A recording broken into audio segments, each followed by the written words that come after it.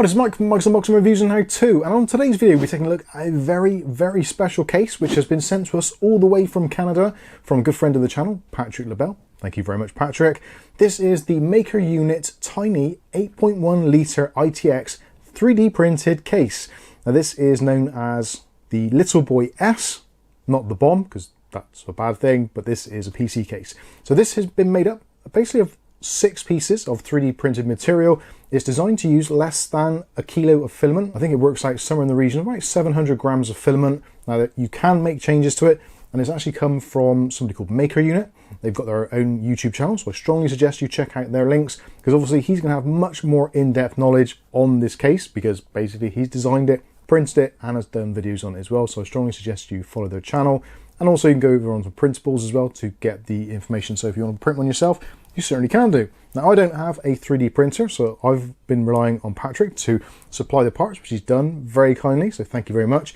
And it was to kind of commemorate our 100k subscribers. So there is a little bit of extra 3D printing on the case to signify that. So it is very much customized for us here at Mike's Unboxing. So let's go through quickly and discuss what we're actually going to be putting into this little tiny PC. Now clearly, if you want to, you can put in pretty much whatever you want to. The budget is going to be kind of your limiting factor. In terms of ventilation, it's a very open chassis, so you should be able to get away with most things, although there are going to be some limitations, such as the CPU cooler height is a maximum of 65 millimeters, although ideally you would want a little bit less to allow some airflow actually into the fan blades. So somewhere around about the kind of 55 mil is probably ideal. We've gone from one which is about 47 millimeters high, so it should be absolutely fine.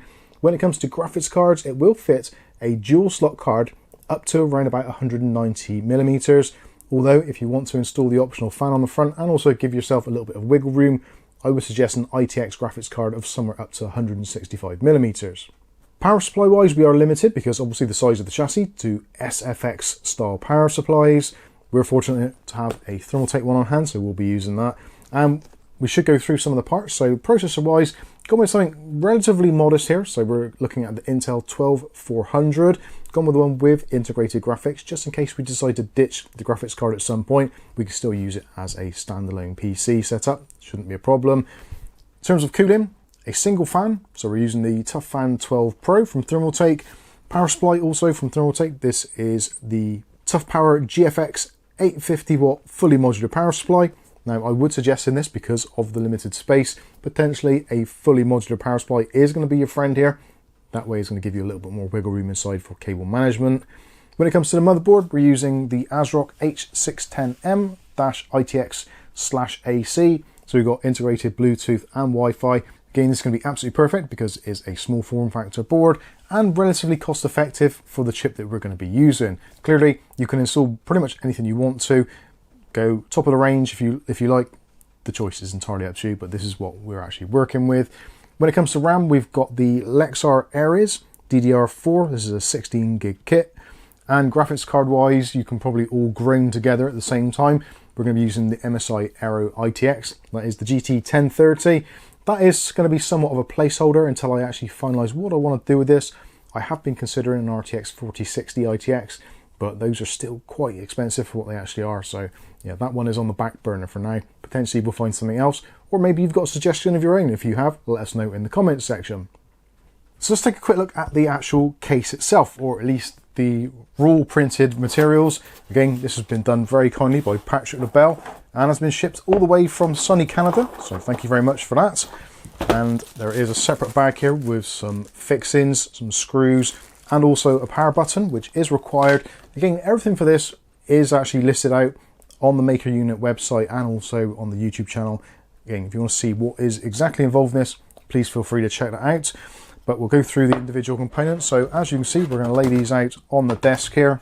And essentially we've got 6 components to it. So there is the base section, also with 3D printed feet as well, which I've pre-applied. Now all of this is actually done in a hexagonal mesh. You can choose to do basically whatever you want as terms for a infill. Again, go to the MakerUnit site and you can see more information about that, but I think this works very well. Hexagonal mesh is actually very good for actually strength and also for cooling, because it's got a very small footprint and a very open hole size. In terms of dust, probably not the greatest, but for airflow, especially in a small case, it's going to be absolutely great. So that is the bottom. We've then got this section here. So this is your motherboard tray effectively. So you've got the pre-mounted installs there for the ITX motherboard, and I've left some screws in there as well, ready for when we slot it all together. This side is the opposite side, so this is going to be the power supply side, and there's actually a little rest in there which has been put in to support the weight of the SFX power supply. This section here is going to be the top section, so this is going to be the outlet, and also as where we put our power button, so that screws into there. And you'll notice that all of these pieces have got little ridges in them, so this all slots together to minimize actually having to screw many things together. There's also little indentations as well, because as this has gone through varying iterations of design, because it was a little bit wobbly for some earlier revisions, he's actually added some additional bits there just to strengthen the build as it's gone on, as you'll see as we go through the actual assembly process.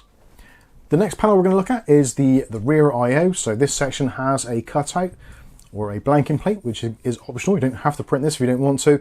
So this is a blanking plate, so if you're not using a graphics card, you can blank that section off. You've got your I/O here, so this is where your motherboard I/O is going to be, and this section here is where the SFX power supply is going to have ventilation and also have the power coming in as well. And you can see there's all screw holes made in it already, so yeah, it's basically kind of ready to go. Very, very cool design, and actually considering there isn't a great deal to it, it actually has a considerable amount of strength. Now obviously that's going to depend on the filament you use, but I was really expecting this to be very flimsy, but actually it's pretty resilient, which is actually quite handy because it's going to have some heavy stuff on it. So next is going to be the front panel. So this is the special edition. This is the Mike's Unboxing Reviews and How To 100K Subs edition. So that's been printed on there. You've got the MakerUnit logo in the middle, which you can change for something else should you wish to. The choice is yours. And it's actually got some very cool things going on. So the back panel, as you can see, we've got magnets here. So this is actually how we mount a fan into the system. So 120mm fan, the actual magnets catch onto the screws that you'd normally put through a case, put those into your fan. You'll see that later anyway.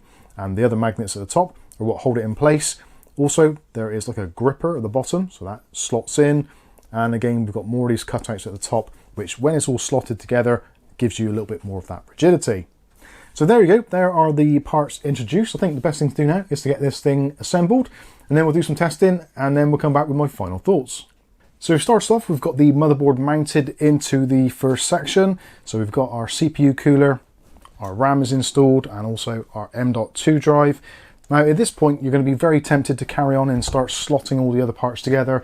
I would certainly recommend against doing that because of how compact it is and somewhat cramped when it's actually all fully assembled. It's probably going to be a really good idea to start assembling some of your cables already, just so that you can actually get to various different headers on the motherboard.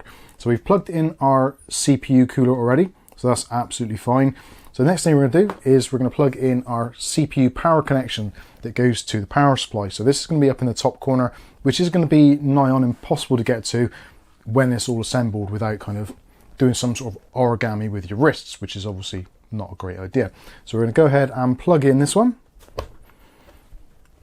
And also, while we're at it, we might as well do the main 24-pin power connection for the motherboard, which is on this far side. So we can go ahead and plug that one in.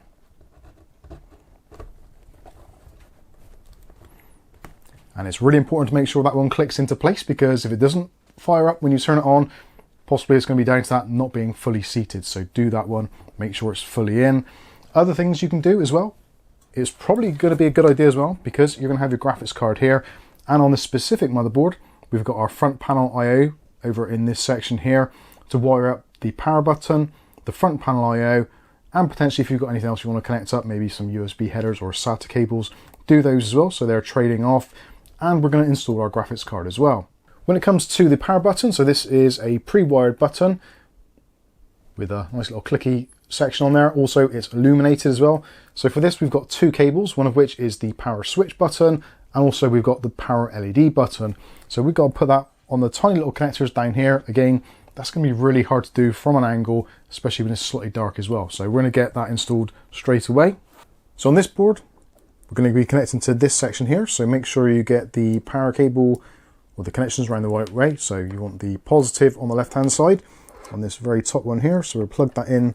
And then next to that is the actual power switch, which you're definitely not going to be able to see, but trust me, it's going to be a lot easier to do it now than it is to do it a little bit later. Also for us, because we're going to be installing an additional fan as well, it's worth plugging that into one of the fan headers. Again, depending on your setup, it may be very difficult to get to. On this particular board, there's a connection on the top, and there's also one over on this side as well, so we're going to plug those in as well. And again, if I can't stress this enough, if you've got any other things like addressable RGB connections, make sure you plug those in now. It's going to make life a lot easier if you do. So now we can start slotting in some of the other panels. So the next one to do is going to be our top panel. And this one just slots in, and then you can push that all the way to the end.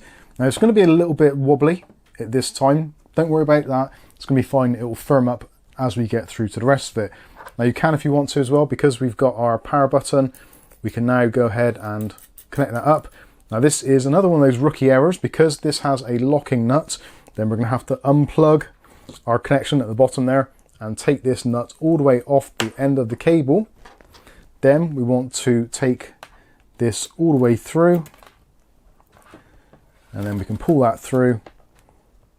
That will pull the button into place. Then we can take our locking nut, put it back over the cabling, and run that all the way back up. And then we can tighten that up from the back side, and just make sure that's nice and firmly tight. At this point then, you can rewire your front panel I/O connector. So again, it's going to be the positive and the negative, being the N2, and then the power switch right next to that. You can, of course, if you want to as well, you can actually cable manage this a little bit. So if you've got some cable ties, just to keep some of those wires out of the way, you can go ahead and tighten that up. So as you can see in this particular instance, we can probably go ahead and do something kind of like that, just to keep the wires all nicely together. I'm not going to do that quite yet because we're going to see how the wires go. We might need to readjust that, so I'm going to leave that as it is for now. So the next panel we can do is going to be the bottom one. So this works in the same, so we've got these little channels, and this just runs down, slots in through. So take that all the way to the back. If you're not too sure which ones are which, if you look, they have got these little mounting screws, brass screws that go towards the back, because the back does actually screw on. So just make sure those are lined up. So that's all well and good, excellent stuff. So we can actually, if we want to now, either put in our graphics card if we want to, or if you're not going to be bothering with the graphics card, then you can slot in the next section, which is going to be the side panel. So let's go ahead and put our graphics card in. The graphics card installs as you would with pretty much any other graphics card. So just find your PCI Express slot and firmly click the card into place. Now that's done, we can actually slide this section in, making sure it is round the right way. And this one actually slides from the back forward.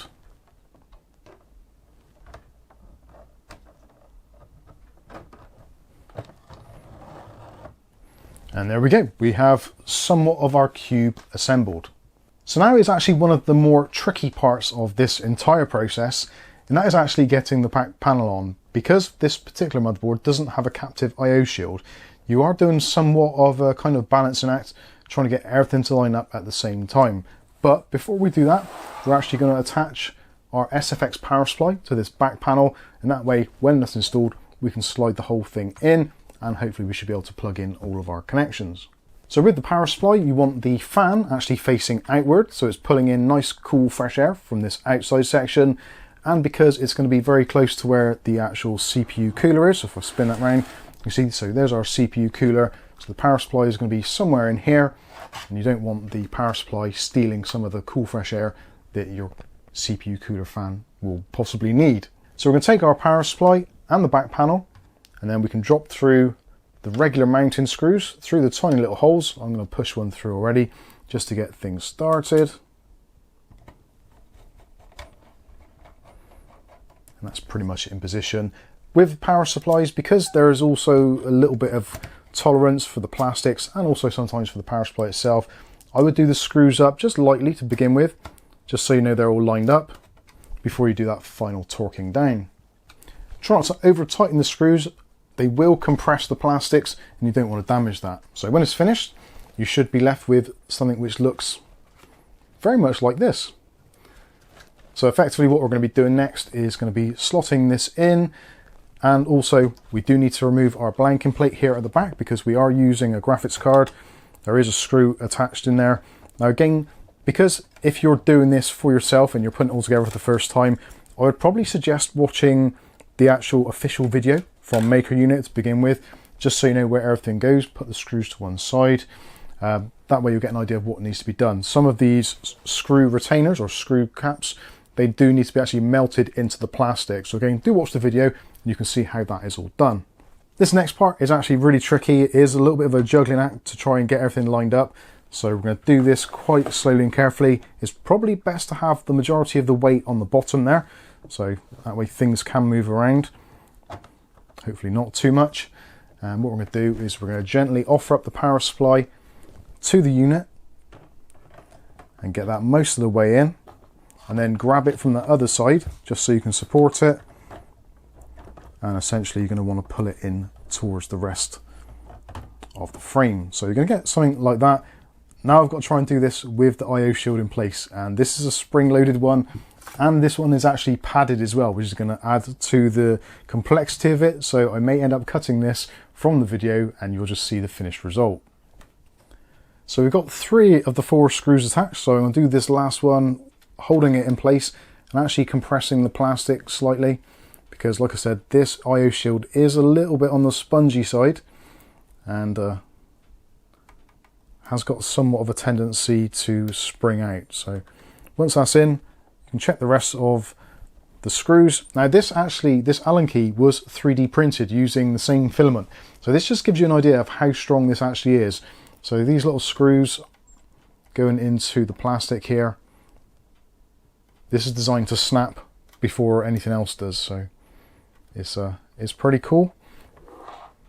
And just make sure that all the screws are done up nice and firmly, and that is pretty much it. So don't forget, there is also a screw to hold in your GPU, so let's go ahead and do that one as well.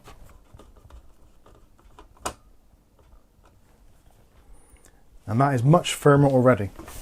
So that is the majority of it done. All we need to do is now do a little bit of cable management and then attach the fan to the front, and that is pretty much it. Obviously we have to connect up the power supply cables as well. So we'll do that, and also just manage some of these cables, get them out of the way, and make sure none of the cables internally are hitting any of the fans.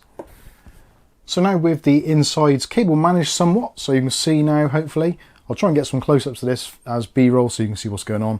But we've got our power cable there, our normal power cables from the power supply tucked in there, folded round, and hopefully, fingers crossed, we will have enough room here for our cooling fan. If not, we can always readjust this slightly. I think we should be absolutely fine. So the next thing to do is to actually connect up the cooling fan to the front panel. So like I said before, with this, the front panel actually has magnets in there. So you don't have to screw through it at all. All you need to do is to grab your CPU cooler or your cooling fan or whatever it is you're using, and essentially just put some screws in the front and it will magnetize to the back here. Now this is actually set up for a 140. This is a 120, which I've just realized in error. So I'm gonna have to go and swap this out for a 140 version. So I'm gonna do that right away. And hopefully I can still get to the actual connection inside. I don't think I can, but we'll see. So after that brief intermission, got the right size fan now. A rookie error. So with these, just put the screws in, as you would normally when you're attaching it to a case, but obviously you're not attaching it to a case, you're just putting the screws in. So put them in nice and tight, and you should have something which looks very similar to that. So what we're going to be doing now is, because there are those magnets on the back, you've got a ledge at the bottom which it rests on. You've also got stability ledges on the side and also on the top, and that's because the magnets don't have a great deal of lateral force, but they do have a lot of separation force. So to stop it wiggling around, they've actually added those bits in. So effectively with this now, it just magnetizes into place, and there you go. There is the fan actually attached. Now there is a little bit of a gap there, so I think on this particular instance I'm going to go ahead and screw those screws in just a little bit further, just to get a bit more flush with the actual rubber surround, and that way we won't have any weird turbulence going on. You may need to play around with your actual settings, or your kind of how far these are screwed in. So just make sure that they're pretty flush. Of course, if you're finding you're using a fan that is giving you some turbulence, you can adjust with the lengths of that to bring the fan either further back or further in, depending on your situation. So again, I'm going to have the cable for this coming out the top, and there you go, that is it pretty much in position. Happy days. So now all you do is cable manage your rather long cable, and I'll put this in just so you can see how it goes, and hopefully it will do. So there is a little cutout at the bottom here, and also you've got these indentations here which match up with the ones actually on the bracket itself. So we're going to line up the bottom bit first of all, and that will sort of fall into place, and then you're hoping that this pushes into there, which it does. And that effectively is our finished unit. And isn't it absolutely glorious and absolutely tiny? 8.1 litres and using only 700 grams of filament, and a possibly a little bit of perspiration in the meantime whilst trying to put it all together. But overall, I think that is absolutely fantastic, considering this is very much a custom PC build, and very, very compact indeed. I should say as well, there are different versions of this. So if you want something which is a little bit bigger, there is actually an SL version of this, which is the long version, so you can put in longer graphics cards. There's also like a medium and a large and all kinds of different things. So do check out the MakerUnit website and also YouTube channel. Definitely tons and tons of things on there which you can take a look at. And we've got a little power button on the top. So I think that is pretty much it. And obviously if you want to make any changes, because the rest of it is going to be an absolute nightmare to get into, if you actually do want to get into it, do anything, maybe some spring cleaning or just do some cable management, there's a little indentation in this top section, and all you do is just pull that outward, and that's it. You can put your fan down to one side, and you can do whatever you need to in there. So if you want to maybe change your RAM out, do things like that, then you certainly can do. Or perhaps if you're swapping out the graphics card and you want to put in the power connector for it, this sort of thing, you can do relatively easily. So I'm going to carry on doing a little bit more cable management on this section here. Get it all fired up, do some benchmarks, do some testing, see what it's like. Now clearly what we're using in here in terms of graphics card, it's not particularly hot and it's not a particularly powerful card, but hopefully it'll give you some idea of what it's like. And yeah, we'll come back when I'm done. Okay, so we're back and the PC is finished. Well, you've probably seen that from the rest of the video anyway, but I've done some testing, got some temps, and I've got to say, this is actually a cracking little case, it really is. Obviously it is relatively open, quite porous, some would say, because there's loads of holes in it, so yeah, airflow isn't too much of a problem, which I thought might be an issue because of that tiny little CPU cooler, but it seems to have done an actually really good job. And we'll turn this off now. There is actually a bit of noise coming from that graphics card, which is somewhat annoying. Considering the GT 1030 is actually one of the lowest powered GPUs on the planet, this MSI card actually still seems to make a particularly weird noise. It's like a very weird pitch. Anyway, I digress. So it's completely silent now because it's turned off, but it's actually very silent anyway. In part to the 140mm fan, which I erroneously said at the beginning was 120. So we've gone through that. I actually had a faulty fan as well, so I've swapped out for something else what I had on hand. So we are now rocking a Lianli. So there's a Lianli white fan in there, and I've actually cable managed it so the cable goes above, and it just yeah, it all fits in there quite nicely.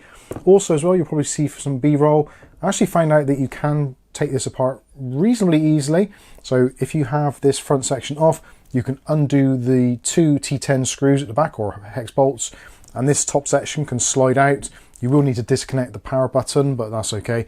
Kath actually spent ages trying to put the fan back in with the top on, and it was just a very difficult thing to do. Got there in the end, but it's tricky. Easier just to undo those screws, slide that off, job done. So yeah, that works very, very well. Very pleased with that indeed. And in terms of the actual processor, so with this setup, the CPU didn't get over 72 degrees, I think it was, in Cinebench. That was a 10-minute loop just to test for stability, that sort of stuff. You've probably seen that from some graphs which I've pulled from that. The GPU, about 53 degrees, which again, it's a GT 1030. It's not going to get particularly warm anyway, but it's done absolutely great, and it relatively low noise levels, which is absolutely brilliant. I was thinking as well that because of a case with all these holes, it would be somewhat problematic because of letting all the noise out. But yeah, it seems to be absolutely fine. The only thing I would have probably changed for this particular setup is maybe the motherboard. I think the ASRock H610M ITX AC, the VRMs aren't quite up to the job and they do get rather warm. Even though they've got a heatsink on them, just doesn't seem to be enough of them. It's really not a great board for smaller form factor setups, which is a shame because it is an ITX board, which is what they're designed for. Anyway, we should talk more about the case. So yeah, ultimately, I think it's going to be down to the individual. If you have a 3D printer, which is able to do these size panels, I think it's definitely worth a go. It's not going to cost you an absolute fortune in filament. Like I've said numerous times, 0.7 of a kilo. So that is going to be, I don't know, maybe £15 or so, depending on the filament you use. So cost-wise, not a great deal. And of course, the added extras such as the power button, the little inserts as well, putting screws in, those are all going to add to the cost. But really, you should be able to put together one of these for somewhere in the region of under £40, I think, depending obviously on where you live in the world, etc. It's more going to be a time thing for actually printing out the panels. I think for an ITX box, which is very, very flexible, not so much in the actual unit itself. It's actually pretty sturdy. Once it's all together, it's great, and you can pick it up and move it around, stick it in your bag, whatever. It's not too bad at all. Potentially, what you might want to do if you're planning on moving this around an awful lot is maybe on some of the seams, maybe just use a little bit of glue just to keep it all held together permanently, or potentially you could even put some cable ties or something like that in there, or some sort of glue block inside, just to give it a little bit more rigidity. But other than that, I think it's really good. The IO shield for me was a little bit problematic getting that in because it was a cushioned one. If you've got a captive IO shield, you're going to have no problems here whatsoever. And in fact, I would probably suggest trying to get hold of a board with a built-in IO shield. I think that's going to make life a lot easier. When it comes to actually plugging everything in the back, again, for this particular setup, this motherboard wasn't the greatest of choice. I would have preferred to have the Wi-Fi antenna up here at the top where there's not really anything else going on.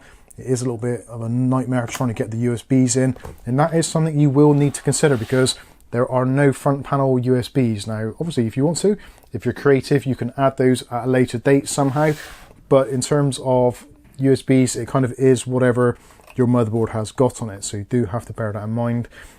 Some may not have a great deal. Otherwise, I think, yeah, this is a very, very cool little case.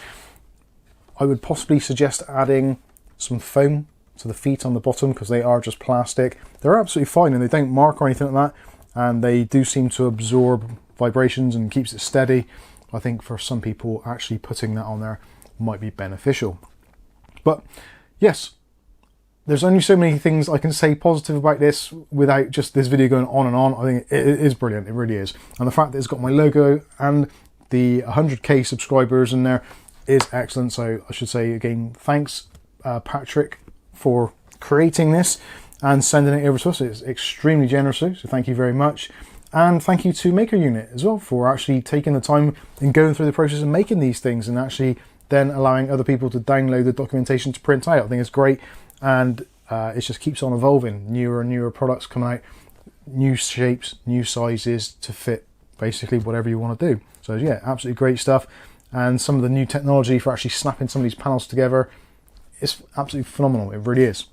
So overall, highly recommended. It's going to require someone who's got a little bit of a knowledge or a bit of practice in building PCs to kind of get together. Otherwise, you're going to get frustrated. I'll be honest, I did get frustrated with it a couple of times, but it's one of those things, you just got to take your time, chill, and yeah, just try and enjoy it for what it is. A little bit of a DIY project rather than being like a retail product where you expect it just to work. It isn't that. It is a DIY product, and you do have to bear that in mind. So anyway, hopefully you've enjoyed this video. If you have, smash the like button. If you want to see more content like this on a daily basis, maybe consider hitting the subscribe button and then the chime notification. That way you'll be notified of future video releases. But for now, I've been Mike. This is Mike's Unboxing Reviews and How To, and hopefully we'll catch you in the very next video. Thanks for watching.